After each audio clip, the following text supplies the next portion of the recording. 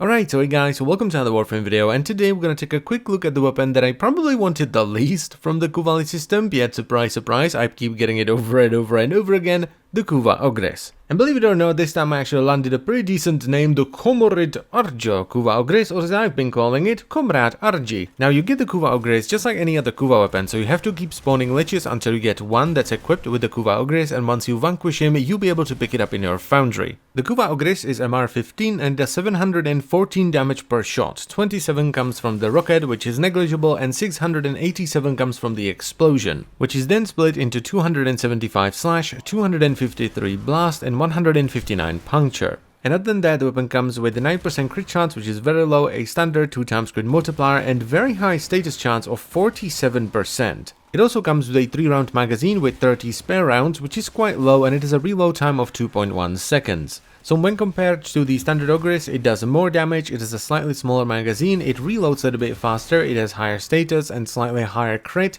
and the explosion is also bigger. But by far the biggest change in my eyes is that the standard Ogris uses a charge-up firing mechanic, whereas the Kuva Ogris uses a semi-automatic firing mechanic, so you don't have to charge your shots anymore. Now, I have been playing around with two different builds on this, and I am gonna go through both of them, so let's start off with the Corrosive one. Now, since this is a Kuva weapon, you once again ideally want to use 5 Forma to extract all the mastery from it, but even with this somewhat over-the-top build, I only ended up using 4, all 4 of which were a V. So for the mods, I'm running Serration for more damage, Split Chamber for multi-shot, and then Heavy Caliber for even more damage, though this one is kind of debatable because the accuracy loss is quite severe. It brings the accuracy from 100 to 1.7, which basically turns this into a short-range weapon because the rockets literally fly all over the place, and what will oftentimes happen is you fire the rocket and the rocket will go straight to the ground. So while it is a nice damage bonus, you sacrifice a hell of a lot of range because you just can't hit things at a distance. After that, I'm using something that I don't use an awful lot, and that is Primed Bane of Grenier. And I have it as a full-time mod in there. I don't switch it out for Bane of Infested or Corpus, though I should probably switch it over to the Bane of Corrupted when I'm doing high-level Corrupted stuff. And the reason for it is pretty simple. Grenier are far more relevant nowadays, and you're more likely to find them at a higher level because, you know, liches and stuff.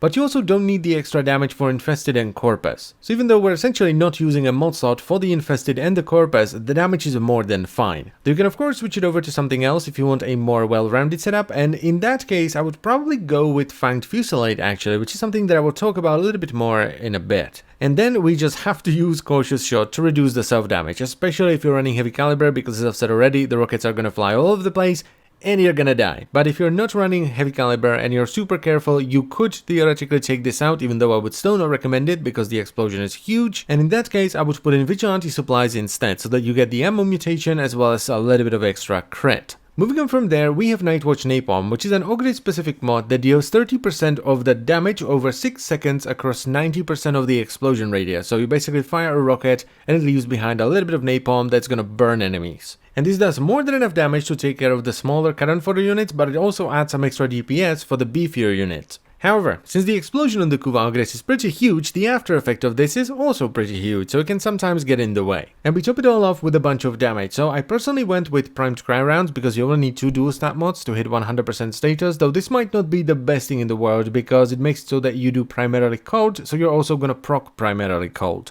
But it does add a lot of damage, and then we have Malignant Force and High Voltage for corrosive damage and to top of our status. Now, this is my preferred build for the Ogris because it's very reliable. You fire a rocket, and even though the damage isn't like extremely high, especially versus very heavily armored targets, you know roughly how much damage you're gonna get out of it. You could, however, squeeze out a little bit more one-shot ability, let's just say, out of this if you were to use 90% elementals instead of dual stat mods, because you would just get more damage per shot. But I do feel like the status procs here are pretty important because you will strip away some of the enemy armor with Corrosive, and the blast procs will keep enemies in your napalm. And if you want to go for like maximum damage with this, you should probably use this build instead. The base of this build is the same. We have Serration, Split Chamber, Heavy Caliber, Primed Bane of Grenier, or whatever you want to put in there, and Cautious Shot. But then we add Fanged Fusillade, and what this is going to do is increase the amount of slash damage the explosion does and help us with slash procs. Now, it's not going to make them do more damage, but it's going to make slash procs more likely to happen, because the more of whatever damage type you have, the more likely it is to proc. Then we're going to go with Vigilante Armament, which is going to add some extra multi-shot, making sure that we always fire at least 2 rockets, and we have a 50% chance to fire a 3rd rocket, so we can proc more status, which is really good.